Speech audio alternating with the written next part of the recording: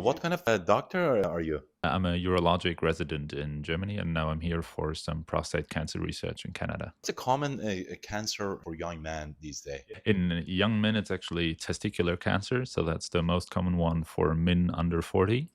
And it's kind of a big issue because people know about it, but the awareness isn't high enough often. And people forget that kind of the best screening that you can do for that is just what you can do yourself. So just check your balls. If there are any lumps or anything that feels strange, then you should definitely go see a urologist. And well, it's not of course, it is an issue, but the treatment is really, really good. So if that ever happens to you, shouldn't be in despair. So there's a lot you can do about it. Cancer. What's the most common cancer in all men?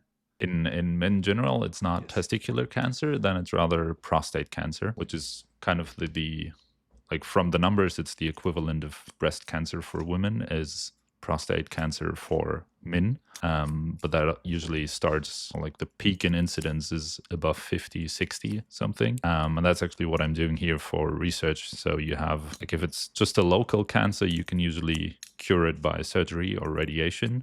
But we're trying to have better treatments for metastasized prostate cancer because if once it metastasizes, it's not really curable anymore. But luckily, the progress of the disease is really slow, so that you can still have a very long life, even though it is metastasized. And it's, at least if you look at it formally, it's a palliative situation. And there we're looking at proteins that we could target, for example, to improve the therapy there is, which is mostly building upon hormonal effects. So you just block male hormones, and then usually the cancer stops growing, at least for a certain amount of time. But at some point, it becomes resistant to it and starts growing. Do you have any, diet recommendation for specific for prostate cancer? Funny enough, there was one study looking into that for prostate cancer. In the end, we only know for certain that like your genes and especially age is the biggest risk factor for prostate cancer. But also, if someone else had prostate cancer in your family, then your risk can be up to 10 times higher.